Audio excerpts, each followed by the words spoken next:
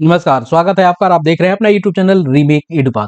आपके स्क्रीन पर एक पत्र दिख रहा है जो कल से सोशल मीडिया के अलग-अलग प्लेटफॉर्म पे ये वायरल है और ये पत्र बताता है कि जनसंख्या जो होने वाली है उसमें प्रगणकों को, पर्यवेक्षकों को इतना पैसा मिलेगा। एक ही पेज घूम रहा है और इससे कन्फ्यूजन पैदा हो रही है। तो इसी से संबंधित ये वीडियो है और इस वीडियो के माध्यम से हम आपको बताने जा रहे हैं कि क्या यह पत्र सही है, क्या यह पत्र बिहार के लिए है, ये क्या यह पत्र राष्ट्रीय लेवल से जारी किया गया है, ये पत्र है ही नहीं कि कोई पुराना पत्र है। इसके साथ साथ इतने पैसे वाकई में मिलेंगे पर्यवेक्षकों को? क्या उनकी प्रशिक्षण की भी प्रक्रिया होगी? उनको प्रशिक्षण में भाग लेना होगा? क्या प्रशिक्षण लेने के लिए भी उनको पैसे मिलेंगे? इतने प्रशिक्षकों की नियुक्ति होगी, प्रशिक्षक को कितना मानदेय मिलेगा?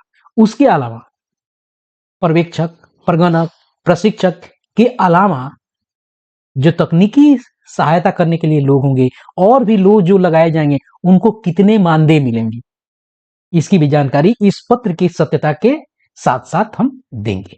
तो वीडियो हो सकता है लंबा हो जाए, लेकिन आप अंत तक बने रहिएगा। सारी जानकारी आपको इस वीडियो के माध्यम से मैं आप तक पहुंचाने का प्रयास कर रहा हूं। तो चलिए वीडियो को शुरू करता हूं और वीडियो को शुरू करने से पहले आपसे आग्रह करेंगे, पहली बार चैनल पे हैं तो चैनल को सब्सक्राइब कीजिए और मुझे आप अपने साथ जुड़िए ताकि आगे आने वाले दिनों में आपको इसी तरह की इंफॉर्मेटिव वीडियो मिलती रहे।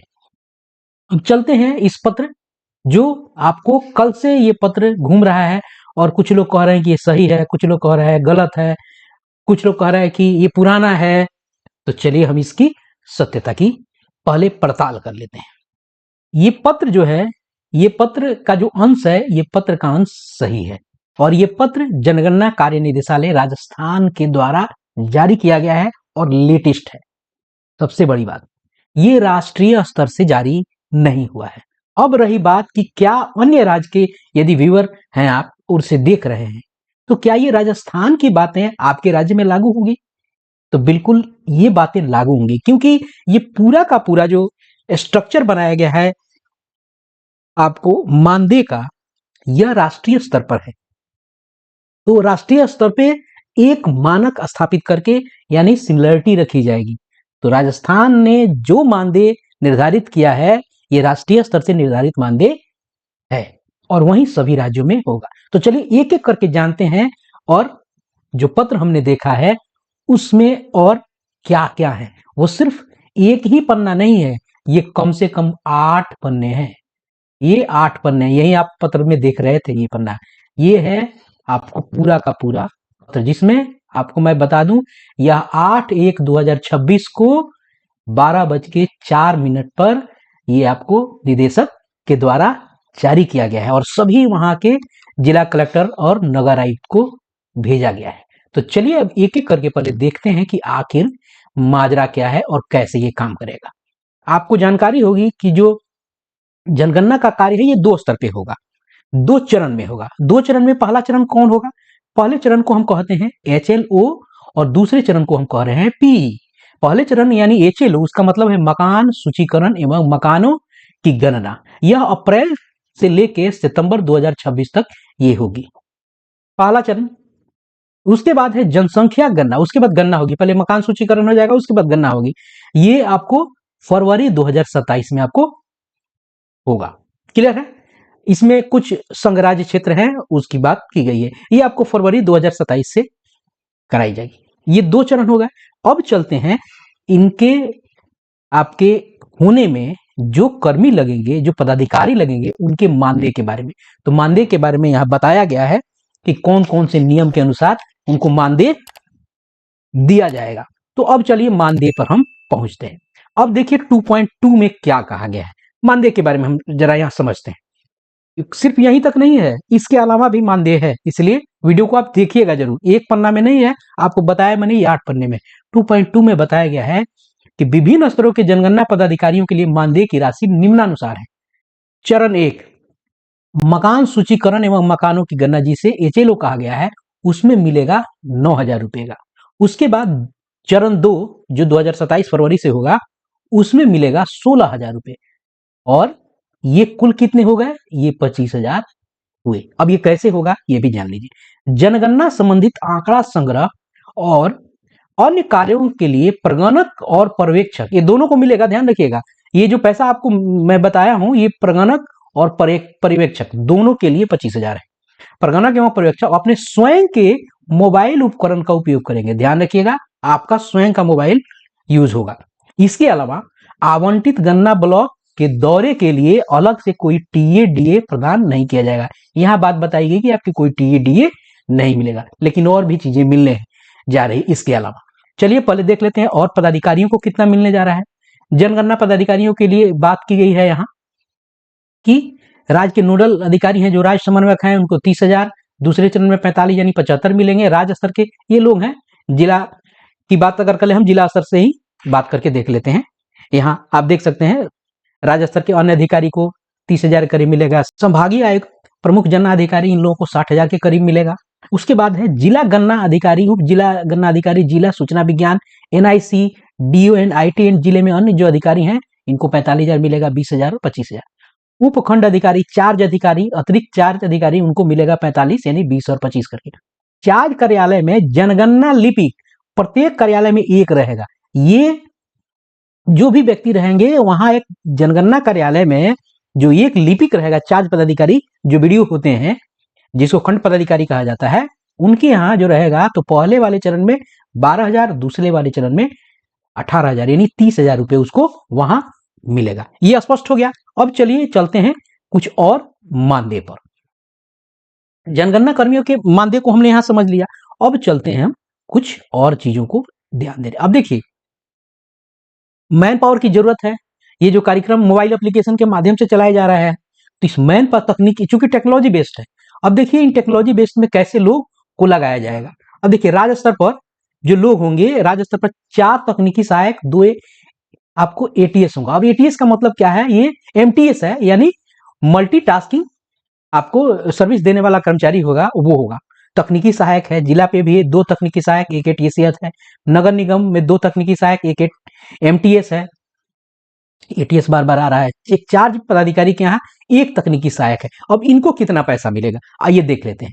यहाँ कहा गया है कि यह केवल उन नगर निगम के लिए है जिनके लिए राज्य सरकार द्वारा प्रमुख जननाधिकारी नियुक्त किया गया है। आइए देखते हैं इनका क्या मानदेय होगा। अब 3.3 में तकनीकी सहायक के लिए अधिकतम पारिश्रमिक 25,000 रुपए, अधिकतम यहाँ है, अधिकतम पारिश्रमिक 25 प्रति माह, और एमटीएस के लिए 18,000 प्रति माह होगा। इस राशि के अतिरिक्त भारत सरकार द्वारा इस मानव संसाधन के संबंध में कोई अन्य वित्तीय सहायता प्रदान नहीं की जाएगी। इसके अलावा जनगणना 2027 के कार्य के लिए राज्य को प्रदान की जा रही है सहायता अधिकतम 18 महीने के लिए है। इसके बाद यह सहायता स्वतः समाप्त हो जाएगी। यानी जो ऊपर व्यक्ति दिखाए जा रहे हैं, तकनीकी जो व्यक्ति और एक एमटीएस जो दिखाया जा रहा है, एक को 25,000 रुपए मिलेगा और एक को आपको तकनीकी सहायक को 25 और उसको आपको 18,000 मिलने जा रहा है। अब चलते हैं ट्रेनिंग के बात पर। अब ट्रेनिंग में क्या कैसे रहेगा, चलिए आइए चलते हैं और उसको देखते हैं हम 5वें नंबर बिंदु पर। ये चूंकि और किराए पे कोई चीज ली जाएगी, उसके लिए कितना है, अप्रशिक्षण है। अब देखिए इस प्रशिक्षण में कितनी बड़ी मानव संसाधन यानी मैन पावर इसमें लग रही है। एक संपूर्ण प्रशिक्षण की श्रृंखला तैयार की गई है, जिसकी शुरुआत यानी 100 नेशनल लेवल के ट्रेनर्स के साथ होगी। और ये नेशनल लेवल के ट्रेनर्स जो हैं, ये लगभग 2000 मास्टर प्रशिक्षकों को प्रशिक्षित करेंगे। और ये जो मास्टर प्रशिक्षक हैं, ये 44,000 फील्ड प्रशिक्षकों को प्रशिक्षित करेंगे, जो आगे चलकर 31 लाख प्रगणकों और पर्यवेक्षकों, आरक्षित कर्मियों सहित को प्रशिक्षित करेंगे। ये राज्य वाले, ये आपको नेशनल लेवल, ये राष्ट्रीय राज्य स्तर पे हो गए।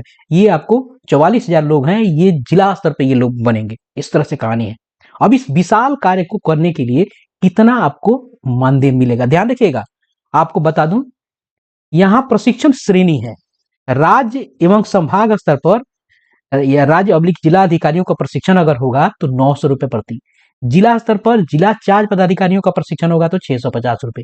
जिला स्तर पर तकनीकी और नियमित सहायकों का प्रशिक्षण होगा तो 650। सामान्य क्षेत्रों में फील्ड प्रशिक्षकों का प्रशिक्षण होगा तो 600 रुपए, और प्रगणकों और पर्यवेक्षकों का प्रशिक्षण होगा तो 600 रुपए। अब ये 600 क्या है, प्रशिक्षक को मिलेगा कि जो प्रशिक्षण लेने जाएगा उसको मिलेगा। तो जो प्रशिक्षण लेने जाएगा उसको मिलेगा। यानी प्रगणक और पर्यवेक्षक प्रशिक्षण अगर वहां लेने जा रहे हैं तो उनको मिलेगा 600 रुपये, और ये 600 रुपये प्रतिदिन मिलेगा। ये सिर्फ 600 रुपये ही नहीं मिलेगा, आपको कुछ और मिलने जा रहा है। चलिए हम आपको आगे बताते हैं क्या और मिलने जा रहा है। यहां स्पष्ट लिखा हुआ है, गाइडलाइन में है कि प्रगणकों और पर्यवेक्षकों के प्रशिक्षण के लिए प्रशिक्षण में भाग लेने हेतु प्रति व्यक्ति प्रतिदिन 600 रुपये का प्रशिक्षण भत्ता स्वीकृत किया गया है। इसमें प्रशिक्षण के दौरान प्रतिभागियों के लिए जलपान इसमें की व्यवस्था हेतु प्रति व्यक्ति प्रतिदिन 200 रुपये सम्मिलित है। यानी 600 रुपया में 200 रुपया क्या है, आपको सम्मिलित है उनके जलपान और भोजन के लिए। यानी 400 रुपये आपको इसमें से मिल जाएंगे ट्रेवलिंग इत्यादि के लिए। जिन प्रगणकों और पर्यवेक्षक द्वारा क्षेत्र कार्य आवंटित किए जाने एवं प्रशिक्षण में भाग लेने के पश्चात भी आवंटित कार्य नहीं किया जाता है, उन्हें प्रशिक्षण भत्ता नहीं मिलेगा। अब प्रशिक्षण लेने के बाद उनको कोई कार्य नहीं अगर अलॉट होता है, यानी वर्क अलॉट नहीं होता है, तो उनको वो नहीं मिलेगा। अन्य लोगों के लिए प्रति व्यक्ति प्रतिदिन की राशि जलपान में शामिल है। चलिए आगे कहा गया कि अन्य लोगों के लिए प्रति व्यक्ति प्रतिदिन की राशि में जलपान शामिल है, तो यहाँ भी तो शामिल है। यहाँ 200 रुपये बता दिया गया है कि इसमें प्रशिक्षण के दौरान प्रतिभागियों के लिए जलपान की व्यवस्था 2000 रुपये सम्मिलित है, किसमें 600 रुपये में। अब चलिए आगे बात करते हैं। अब इसमें मास्टर प्रशिक्षक जो होंगे उनको कितना मिलेगा। जो मास्टर प्रशिक्षक होंगे उनके लिए हम बात करते हैं और देखते हैं कि क्या है। मास्टर प्रशिक्षक जो होंगे, जो फील्ड प्रशिक्षक होंगे के लिए मानदेय और यात्रा भत्ता राज्य के मास्टर प्रशिक्षकों द्वारा फील्ड प्रशिक्षकों को प्रशिक्षण देने के लिए 1800 रुपये आपको रुपये प्रति एमटी प्रतिदिन निर्धारित किया गया है।